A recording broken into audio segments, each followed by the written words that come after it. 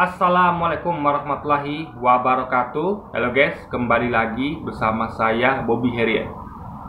Kali ini saya ingin membuat seri cerita tentang kisah sejarah, yang mana ini adalah tentang 3 kerajaan alias 3 kingdom di Tiongkok kuno. Jadi kenapa kita penting untuk bahas sejarah ya? Karena kita bisa ambil pelajaran daripadanya. Jadi bagaimana kita bisa bertindak untuk sekarang dan masa depan. Karena kan yang dari masa lalu kan bisa diambil hikmah dan pelajarannya guys. Makanya kita penting untuk belajar sejarah karena. Jadi ini kisah tentang 3 kerajaan, yang mana itu adalah kerajaan Wu ya, lalu kerajaan Shu dan kerajaan Wei. Nah, jadi kisah ini bermula dari runtuhnya kekaisaran Han.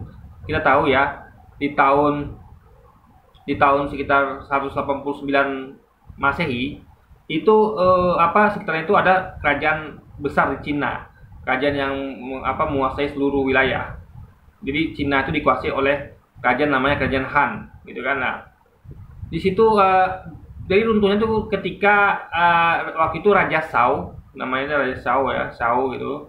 Nah, Raja Shao ini karena dia tidak capable untuk memimpin kerajaan Han yang sudah berlangsung sekitar 400 tahun ya, 4 abad gitu kan. Jadi ke tiap generasi itu kan dialah yang terburuk gitu guys, karena dia nggak mampu untuk memanage wilayah itu, sehingga akhirnya terjadi korupsi di mana-mana. Jadi korupsi di mana-mana sehingga melahirkan pemberontakan. Jadi kali pemberontakan itu muncul ketika adanya ketidakpuasan dari rakyat. Jadi karena adanya korupsi sehingga akan banyak timbul kemiskinan. Jadi rakyat banyak yang mulai diprovokasi lah untuk memberontak. Makanya di situ timbullah namanya pemberontakan Sorban Kuning alias Yellow Turban Rebellion. Jadi mereka memberontak ya, tiap hari di kota mereka terus nambah gitu, sehingga menggeroti dari kerajaan ini Han ini. Nah, waktu itu kebetulan Raja Shao ini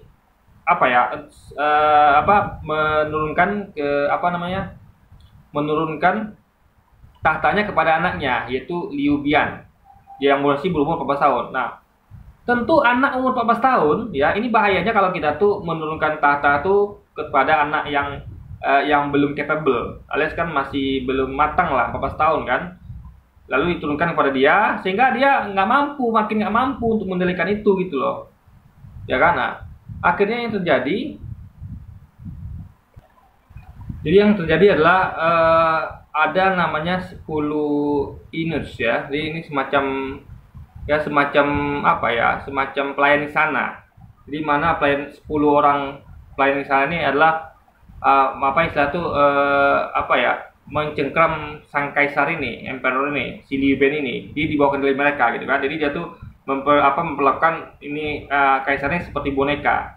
Jadi sebenarnya yang berkuasa itu mereka 10 orang ini, bukan kaisar. Nah, lalu si He Jin waktu itu melihat itu ya. Lalu ada saran dari Yuan Shao. Jadi ada 2 orang di situ ya.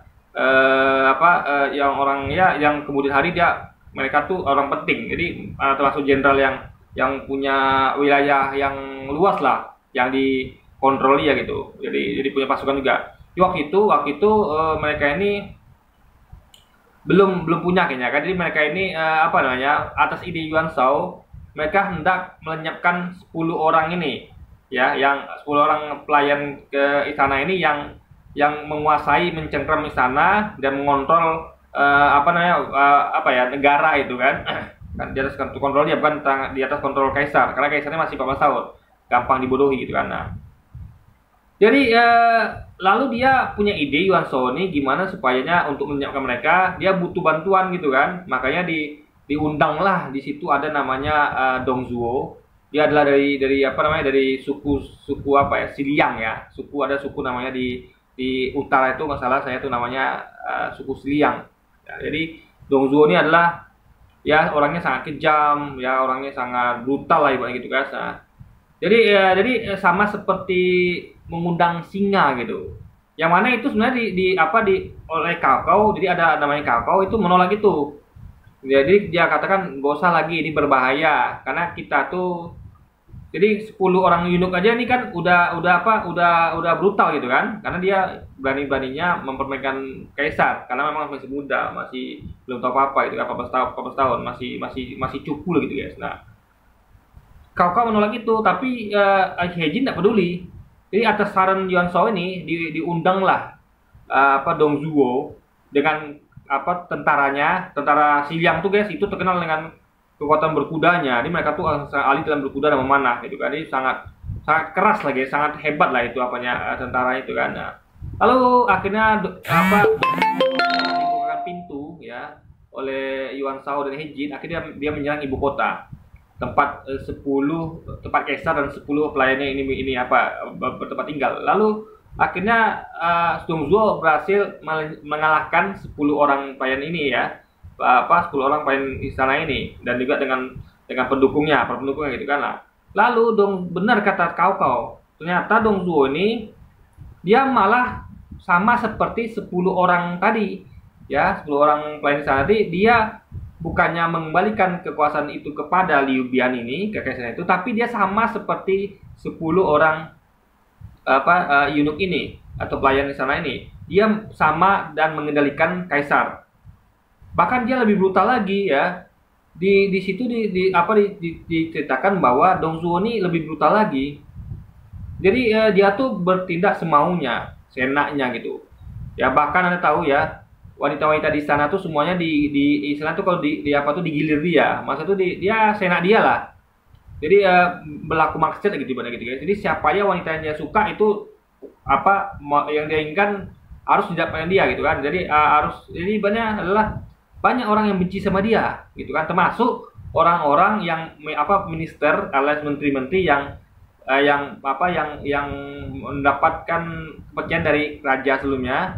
Jadi dari raja Shao itu ya, sama di atasnya lagi ya, jadi bapaknya dan kakeknya dari raja Shao ini, itu mereka dipilih gitu kan, ditunjuk. Jadi mereka tuh sudah lama mengabdi di istana itu guys. Jadi mereka ini ada sekelompok menteri itu ya, itu dan sebagian besar itu hampir semua lakinya itu benci banget sama Dong Zhuo ini, benci sekali gitu kan. Cuma mereka tidak mampu buat apa-apa karena mereka tuh ya, kita tahu lah kalau menteri-menteri zaman itu tuh orang-orang yang mengandalkan kecerdasan, sehingga mereka tuh fisiknya lemah. Mereka nggak punya keberanian. Mereka pintar tapi hanya sebatas itu saja. Mereka tuh nggak berani untuk berbuat apa-apa guys. Jadi mereka tuh hanya bisa mengeluh, hanya bisa ini gitu kan, hanya bisa ya mengumpat, mencaci di belakang gitu kan. Nah, jadi nggak seperti Dong Zhuo yang punya pasukan. Nah makanya kita tuh di sini kita belajar ya, kalau sebenarnya kita tuh harus memiliki bukan hanya kecerdasan tapi juga kekuatan fisik. Jadi seperti bahkan di situ ketika Dong Zhuo dengan menteri-menteri itu lebih menang Dong Zhuo. Ingat, Dong Zhuo tuh hanya sendiri, dia nggak pintar tapi dia punya kekuatan dan dia punya tentara, yaitu tentara Xiliang yang sangat kuat sehingga dia bisa merebut ibu kota. Nah, minister ini, perdana menteri ini nggak punya kekuatan, dia hanya punya kepintaran.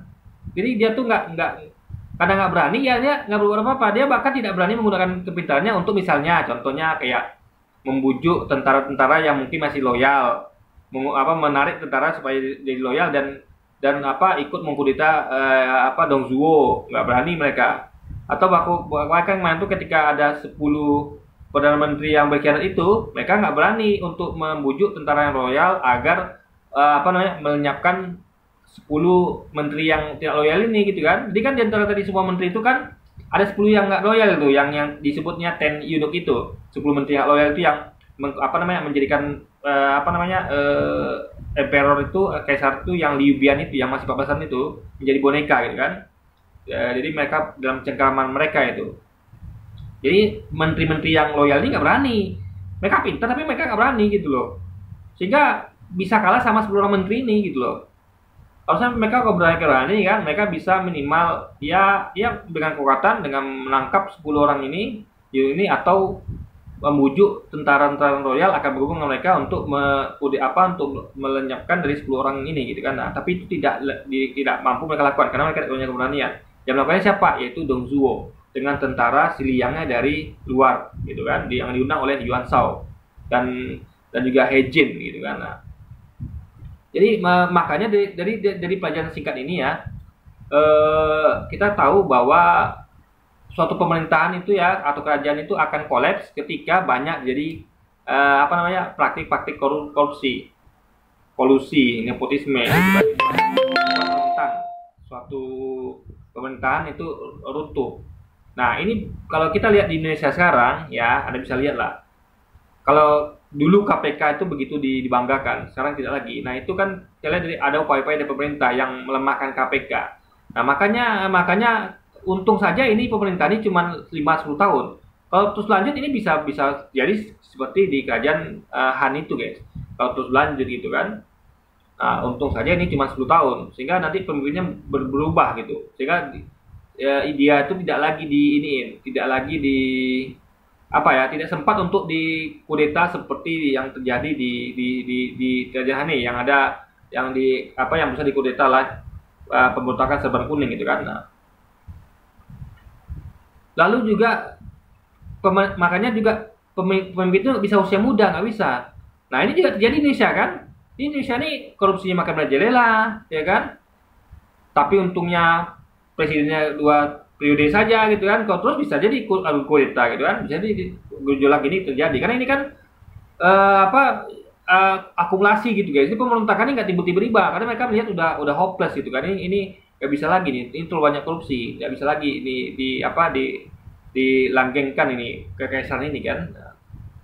Lalu ini dari kaisarnya usianya 14 tahun gitu kan. Nah, sekarang kejadian cawapres itu bisa usia berapa ya? 30 atau berapa tuh guys. Jadi istilahnya adalah takutnya belum matang gitu. Karena nanti seperti ini kejadiannya bisa dijadikan karena kurang matangnya bisa dijadikan boneka nanti. Karena bayangkan ya di sana itu raja 14 tahun itu bisa dipermainkan oleh menteri-menteri. Tentu menterinya ini bukan menteri muda, karena menteri ini adalah menteri-menteri pilihan dari kerajaan sebelumnya. Tentu usianya biasanya raja itu mengambil yang lebih tua karena lebih bijak gitu kan. Jadi menteri itu biasanya lebih tua. Karena menteri itu kan bukan warisan. Kalau raja kan warisan. Jadi raja itu kenapa dia wariskan ke anaknya 14 tahun? Mungkin dia mau meninggal ya, dia memikir nanti usia lama. Jadi kan turun temurun.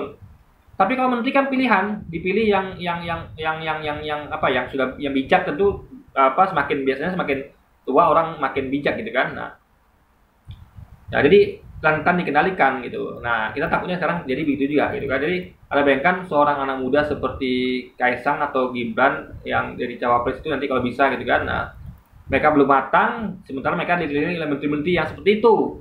Jadi mereka nanti akan jadi semacam boneka saja yang bisa dipinta-pinta dan suruh-suruh, guys.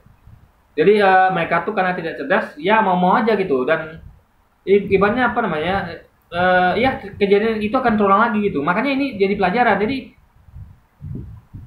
Indonesia terjadi loh guys yang kayak gitu. Ya, cuma bedanya Indonesia ini tidak kerajaan seumur hidup. Itu cuma 2 periode. Itu aja bedanya. Lalu juga usia muda ini gitu kan. Nah, makanya usia itu penting. Kita raja ini nggak bisa dikendalikan atau presiden ini bisa dikendalikan oleh para menteri gitu. Makanya rajanya itu harus lebih bijak atau presiden dan cawapres harus lebih bijak dibandingkan menteri. Karena menteri itu ada di bawahnya. Jangan sampai menteri itu lebih bijak, lebih cerdas daripada presiden dan wakil presiden. Sehingga nanti akan menjadikan presiden atau pemimpinnya adalah boneka guys, yang seperti kejadian di kerajaan Han itu. Nah, jadi begitu guys ya. Nah, nanti kita akan sambung lagi nanti di part berikutnya ya, karena kita singkat-singkat saja gitu. Kita akan buat nanti mungkin kalau ada waktu ya, kita akan usahakan ini, kalau ini responnya bagus ya, kita akan teruskan kisah sejarah ini karena ini penting. Kita akan bisa ambil tarik garis ke negara kita gitu, dan kita lihat apa terjadi, dan ini memang betul-betul kejadian ya. Itu aja bedanya, kita cuma 2 periode, nggak seumur hidup, jadi masih ada lah sedikit jadi pengamannya. Kalau sempat kita seumur hidup seperti itu kan bisa jadi akan timbul pemberontakan juga di Indonesia gitu. Lalu juga raja yang muda ini atau cawapres muda ini yang tentu kalah pintar dibanding para menteri. Nah, itu kacau nanti. Kalau menterinya itu ya berani ya kan, nah dia akan ngontrol ini raja, dia akan bermain cantik sehingga raja ini tanpa sadar adalah di bawah kendali para menteri. Apalagi kalau 10 menteri ini kan berkomplot. Nah, ini berbahaya. Kalau nggak berkomplot ya susah juga. Kalau mereka kompak berkomplot, nah sudah. Mereka bisa beli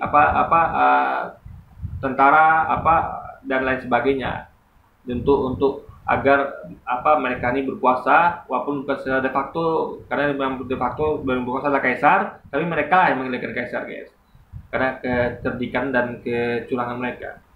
Oke, jadi mungkin sekian dulu aja video kita kali ini ya guys. Sampai jumpa lagi di video selanjutnya. Wassalamualaikum warahmatullahi wabarakatuh, guys.